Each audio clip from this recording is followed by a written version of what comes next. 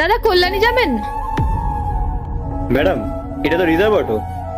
Please দাদা, আমার কল্যাণী যাওয়াটা খুব ইম্পর্টেন্ট, খুব জরুরি একটা কাজ আছে। দেখুন না দাদা, তার বদলে আপনি যত টাকা চাইবেন আমি তাই দেবো।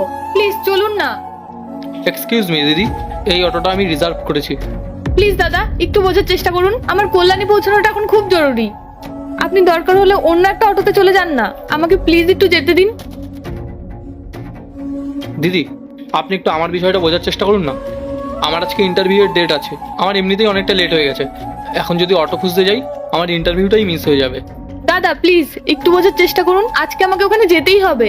প্লিজ দাদা আপনি অন্য একটা অটোতে চলে যান প্লিজ। আচ্ছা ঠিক আছে, আপনিই যান।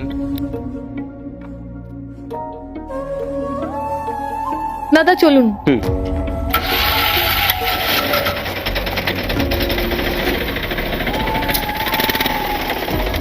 কি করি এখন? দাদা, কল্যাণী যাবেন? না ভাই, আমার ডিউটি শেষ, আমি এখন গ্যারেজে যাব।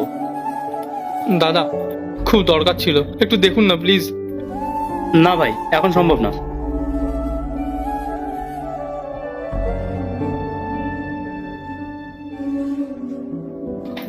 কাকু দাঁড়ান দাঁড়ান দাঁড়ান, কাকু দাঁড়ান।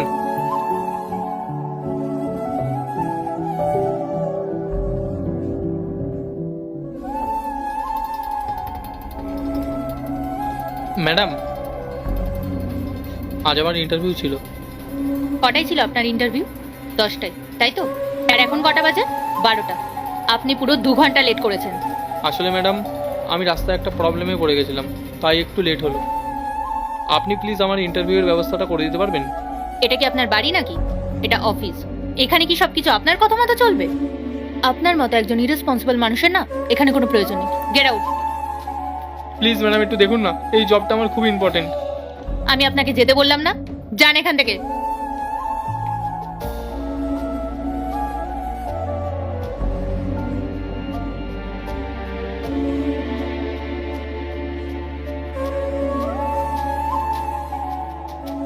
আরে এটা তো সেই ছেলেটাই যে আমাকে সকালে সাহায্য করেছিল।